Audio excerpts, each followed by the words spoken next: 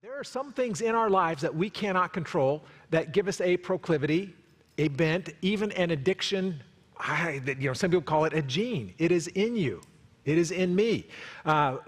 Men have a greater proclivity towards video games. People with ADHD like myself, I shared that with you a few weeks ago, have a desire for that thing. I think that's part of the whole gambling addiction that I have. Where you were born helps determine, or not helps, but it hinders, what you may be addicted to. Your peers, the people that you hang around, your family of origin. Did you have a dad in your life? No dad in your life. What did your parents, were they addicted to things? That, again, pushes your chances, your DNA. I mentioned that earlier. Letter B in your notes is 1, God can set you free miraculously. Letter B is other types of addiction or other addictions hang on by your own choice. So yes, we may have a proclivity towards it, we may have DNA toward all those things, but some hang on because of decisions that you and I make. We took initial steps into the addiction that may or may not have been by our choice. The casino, I'm there. I've been given this opportunity. And I could have willfully said to my buddy, get out of my face. Don't come near me again. I'm going to finish this thing out. We'll start driving in the morning, whatever. And fed that addiction. But I was given an opportunity again. Thank God for people in my life who said, Charlie, let's walk away from this. Sometimes we don't take those opportunities. We willfully choose not to take those opportunities. People will tell me, Pastor, if I could meet Jesus, that's 2,000 years ago. If I could meet him today, I'd serve him. I'd follow him. I believe in him. I go, really? Yeah. I don't think so, because many people have. In fact, there's one guy that meets Jesus, and he is so addicted to his money that he sells Jesus for what he owns. Jesus comes and says, he comes to Jesus and says, hey, Jesus, I want to have real life. I want to have the kind of life that, man, I just dream about. What do I got to do? He says, well, here's what you got to do. Sell all your possessions, give it to the poor. And you'll have life eternal. You'll have real life. You'll figure out why you were born, what your purpose is in this world. And he says this, look at what it says. He went away sad because he had great wealth. He says, I will trade everything for my money. Jesus has offered me life, real life, and I will trade that for my wealth. Some of you in the room are addicted to your money. You have this challenge. It says, I want to keep my stuff. And instead of being able to fix your eyes on Jesus, you fixed your eyes on your finances. Your money, you believe, will save you.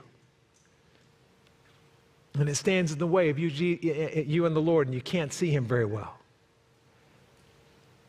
Jesus tells us that he told that man, he says, give it to the poor.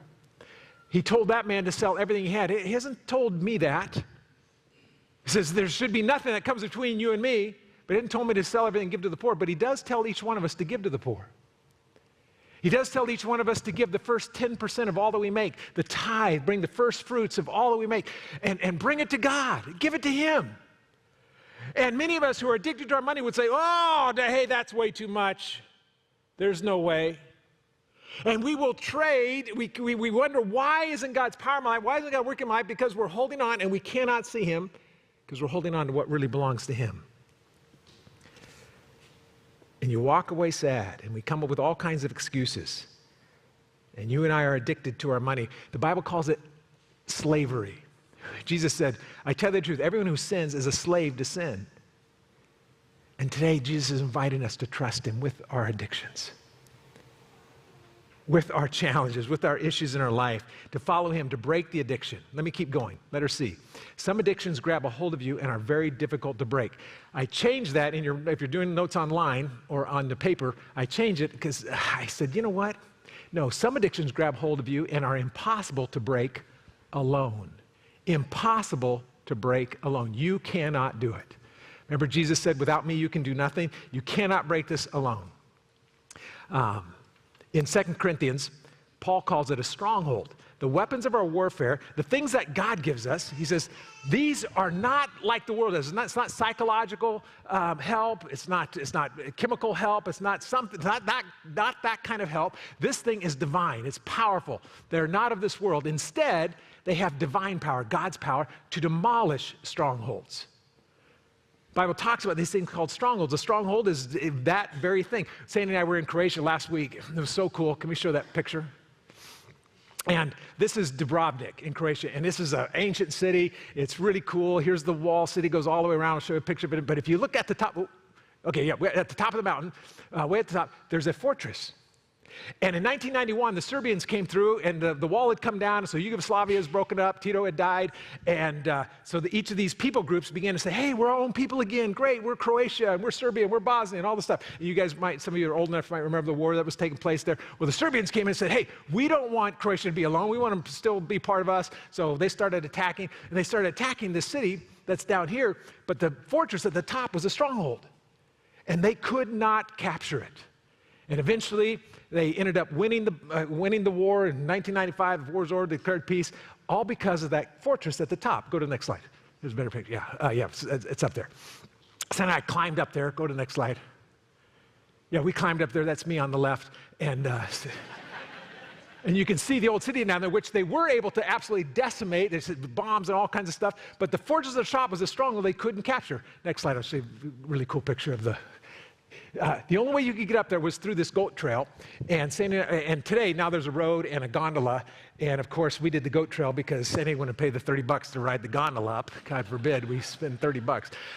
Anyway, it was a great hike. We hiked up, and the payoff was awesome. But there is what the Bible talks about as stronghold. This thing is not going away easy. You need something greater than man's power to break this in your life. And you have one, and you've tried. You can prove that you cannot break it. In fact, many of you have already said, I can do it. I'm going to lose weight. I'm going to not shop, and I'm not going to overspend. I'm going to get on a budget. I'm not going to drink anymore. I'm not going to spend my whole day doom scrolling. I'm not going to. And you have tried, and you've worked it out really hard, but that stronghold is not letting go. And it takes something, instead, it takes divine power to tear down these things that exalt themselves against the knowledge of God, to take these thoughts captive. When Jesus tells that man, go sell everything he's got, his buddies look at Jesus and go, Jesus, we're all toast. There's no way we're going to be able to do this. That's impossible. You talk about a stronghold, get my money and God. And here's what Jesus says. With man, you're right. With man, this is impossible. But with God, all things are possible.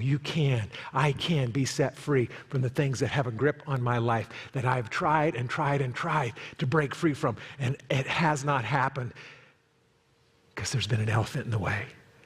I've not been able to fix my eyes on him. This is why you and I need Jesus, why we cannot live without him, at least the kind of life that you were destined to live.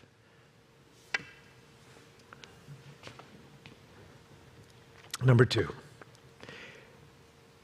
you can still serve God even with an addiction. It's just hard. This is what blows my mind about the goodness of God, the greatness of God, the thought process of God.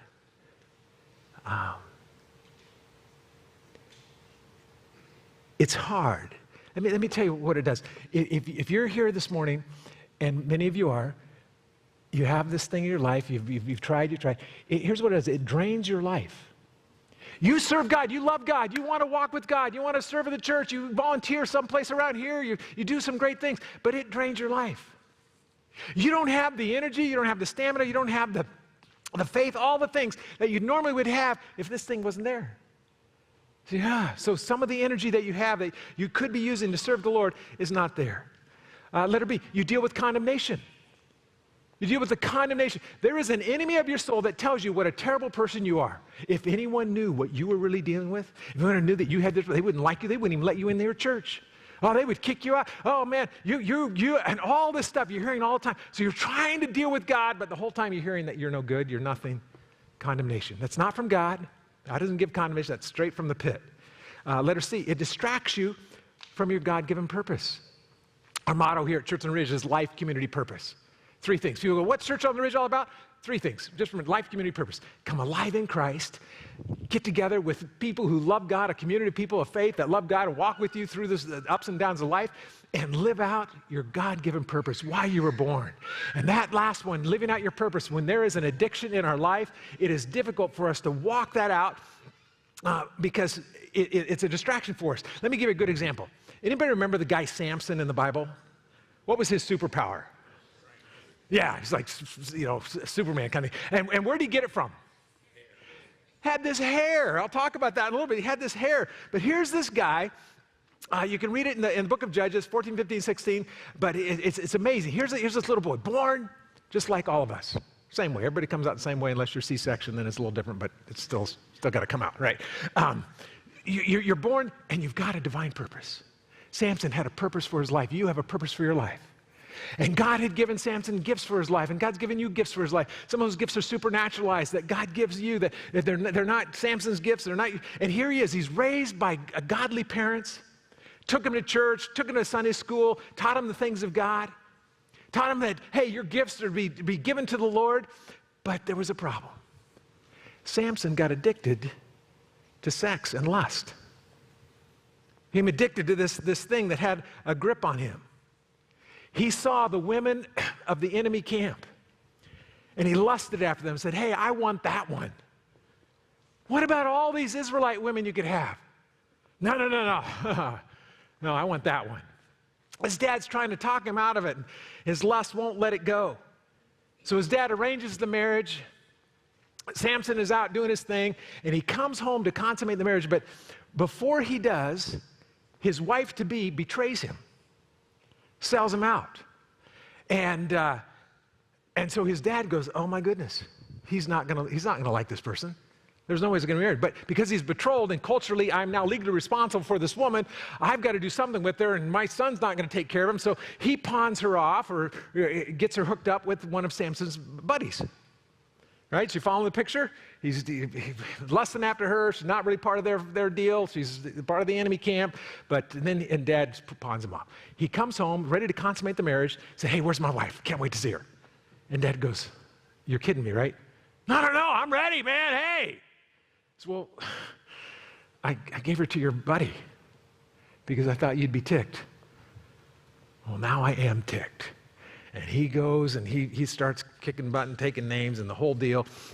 And dad doesn't know what to do, but then we come, because he had taken a vow, a Nazirite vow, that said, you know what, I'm never going to cut this hair. It's going to be a symbol that I belong to God. My long hair, as it continues to grow, man, I belong to God. And the power of God was with him. And he was judging Israel. All this time he was judging Israel. Because he leaves Delilah and he starts going and sleeping around with prostitutes. So you know what? Fine. My wife, not Delilah, his wife. I don't remember her name. And he starts sleeping around with prostitutes, and then Delilah comes into the picture. He has this Nazirite vow. He's still serving God, doing the things of God. And this is something you can ask God when you get there. God, why in the world do you use people like me? People who've got problems, people who've got issues, pastors who got stuff, bad stuff, and it is bad stuff. And one day you can ask him, but he's using Samson. And he sees Delilah, and he says, hey, she's mine now, and he goes after her. And she's like, okay, whatever. Well, the leaders of the enemy camp come and say, we're going to offer you a boatload of money to betray Samson into our hands. And she looks at Samson, looks at the money, looks at Sam, looks at the money. It's like the rich young ruler. I'm taking the money. And so she, you know the story. She starts saying, hey, what's the secret to your power? What's the secret? You know, why come God uses you? Oh, it's because of this. And about 3 or 4, we know of at least 4 things that he's asked, and he goes through. And his hair was so long that she could weave it into a loom. And with that, it's a crazy story. But finally, he says, look, you want this? You got to tell me this. Stop lying to me. I thought you loved me. Well, you never loved her, but I thought you. And so finally he says, all right, I'll sell my relationship with God so I can have a relationship with you. It's my hair. It's a symbol. I made a promise. God, I'll never cut my hair. I'll belong to you. And in essence, he cut off his life with God. He said, God, she's more important than you are. Money's more important than you are. Shopping's more important than you are. Election is more important than you are. My alcohol, my drug is more important than you are. In fact, more important than God, my kids, my family, my job. And Samson is now without God. And you know the story. He's captured. He's turned into a slave. They gouge out his eyes, blind him. And he's forced in prison to push a grinding mill, like a donkey or a mule. Just doing his, where he was once the judge of Israel, and now the bottom of the barrel. See, addiction undealt with always leads to ruin. So what do you do? What do you do when you're addicted? You're addicted to food, when you're addicted to politics, addicted to porn, alcohol, money, fill in the blank. Number one, recognize you're not alone. This is so huge. Recognize you're not alone. You've been told you're the only one. If anyone, no one else has this problem. Man, here's what the Bible actually says. No temptation has overcome you except what is common to mankind. Now, not all people have your addiction, but it's common to mankind. It's out there. You're not alone. And God is faithful. He will not let you be tempted beyond what you can bear, but when you're tempted, he will provide a way out. Who provide? Oh, is that up there? Can we put that there? He will provide a way out. Go to the next slide. He will provide a way out.